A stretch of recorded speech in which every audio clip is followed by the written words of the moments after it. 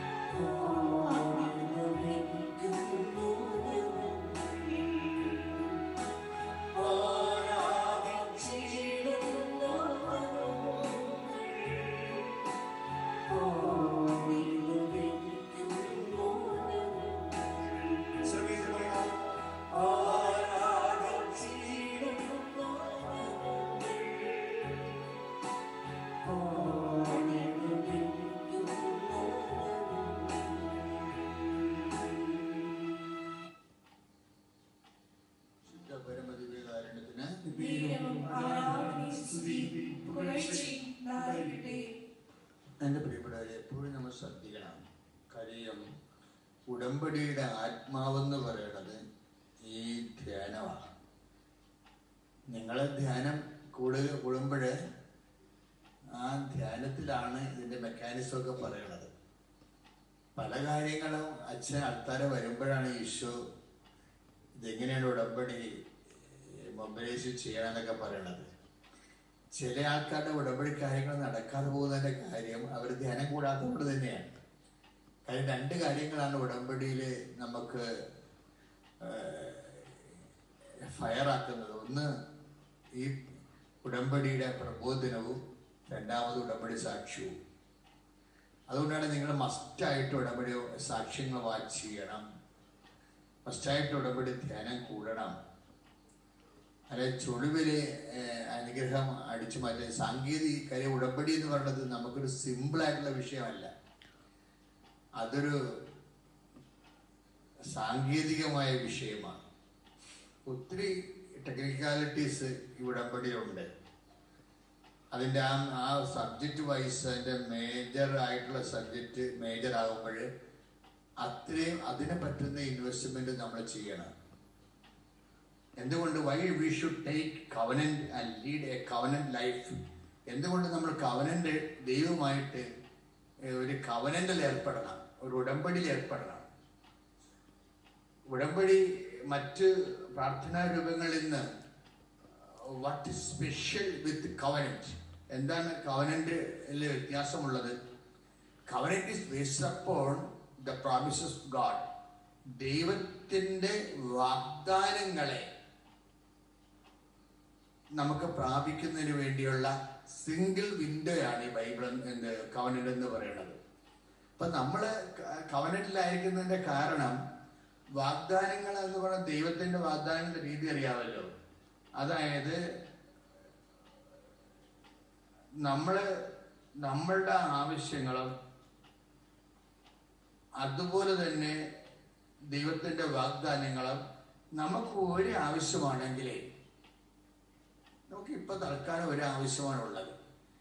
അത് ആവശ്യം എന്തിൻ്റെ ഒരു സൃഷ്ടിയാണ്? നമ്മുടെ ആവശ്യങ്ങളൊക്കെ എന്തിൻ്റെ സൃഷ്ടിയാണ്? പലപ്പോഴും പകുതി മുക്കൻ ആവശ്യങ്ങളും വർത്തമാനകാലത്തിന്റെ സൃഷ്ടിയാണ്, അല്ലെ? പകുതി മുക്കൻ ആവശ്യങ്ങൾ നോക്കുമ്പോൾ ഇന്നത്തെ കാലത്ത് ആവശ്യമാണതില്ല. മനുഷ്യന്റെ ഹ്രസ്വ ദൃഷ്ടിയായത് കാരണം മനുഷ്യൻ എപ്പോഴും ഈ ഇന്നത്തെ കാലത്തിന് ഓവർ ഇമ്പോർട്ടൻസ് ചെയ്തുകൊണ്ടായിരിക്കും എല്ലാ എനർജിയും നമ്മൾ ഫോക്കസ് ചെയ്യുന്നത്. നമ്മുടെ ചിന്ത, ആലോചന, വിചാരം, തീരുമാനം എല്ലാം ഫോക്കസ് ചെയ്യണത് ഈ വർത്തമാന കാലത്തിൻ്റെ ചാലഞ്ചസ്, അതിൻ്റെ വെല്ലുവിളികളെ എങ്ങനെ നമുക്ക് ഫൈറ്റ് ചെയ്യാവുന്നതാണ്. ബൈബിൾ പക്ഷേ വർത്തമാനകാലത്തിന്റെ വെല്ലുവിളികളെ മാത്രമല്ല നമ്മൾക്ക് അഡ്രസ് ചെയ്യാൻ പഠിപ്പിക്കുന്നത്. എന്താ ഈശോ പറഞ്ഞത്? വരാൻ പോകുന്ന കാര്യങ്ങൾ അവൻ നിന്നോട് പറയട്ടെ. ഇതിവിടെ ഹല്ലേലൂയ.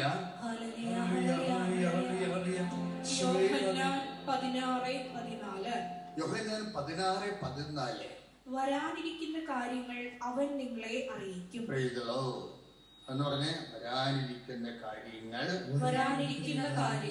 അവൻ നിങ്ങളെ അറിയിക്കും.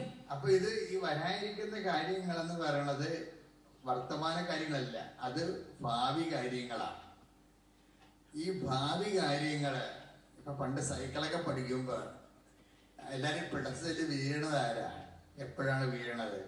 ഈ മുമ്പ് ആ സൈക്കിളിന്റെ മുമ്പിലുള്ള വീലിട്ട് മാത്രം നോക്കിക്കൊണ്ട് വണ്ടി പഠിക്കുമ്പോഴാണ് ഹാൻഡിൽ വെട്ടിപ്പോണത്. അപ്പോൾ സൈക്കിൾ പഠിപ്പിക്കുമ്പോ എന്താ പറയണത്? ദൂരേക്ക് നോക്കിക്കൊണ്ട് വേണം ചവിട്ടാന്ന് പറയും, അല്ലെ? ദൂരേക്ക് നോക്കിക്കൊണ്ട് വേണം ചവിട്ടാൻ. ആ സൈക്കിളിന് മാത്രമല്ല, ജീവിതത്തിലും അങ്ങനെയാണ്. വരാൻ പോകുന്ന കാര്യങ്ങളെ കുറിച്ച്